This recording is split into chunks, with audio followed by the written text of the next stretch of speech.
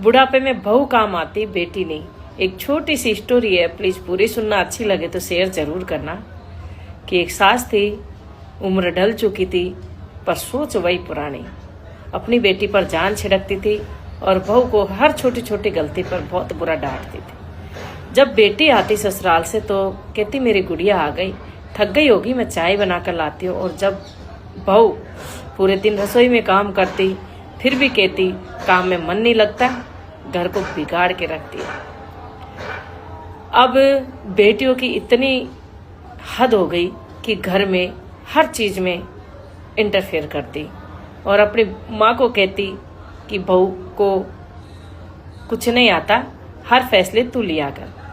तो वो बेटियों के कहने पर हर छोटे बड़े फैसले खुद लेती और उसमें बहू की राय कोई मायने नहीं रखती थी। समय बीतता गया और एक दिन वो सास बीमार पड़ गई।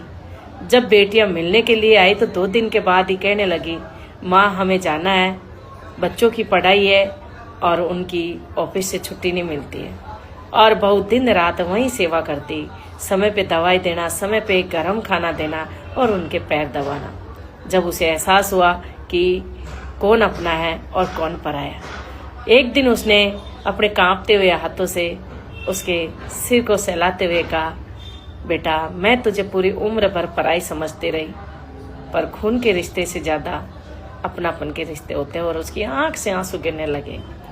उसी बीच बहू की भी आंखें भर आई और कहा, माँ आपने पहले मुझे बेटी मान लिया होता तो आपकी गोद में मैं पहले ही होती। तो जो बहू और बेटी में फर्क करता है ना, वो कभी सुख नहीं पाता। और जिस घर में बहू और बेटी में फर्क किया जाता है उस घर में कभी सुख शांति नहीं रहती है। और जिस घर में बहू और बेटी में फर्क नहीं किया जाता है वो घर आज भी स्वर्ग से भी सुंदर है। आज के जमाने में भी बहुत सारे ऐसे घर हैं जिनमें बहू और बेटी में फर्क किया जाता है, पर बहू बुढ़ापे में काम आती है, बेटियां नहीं।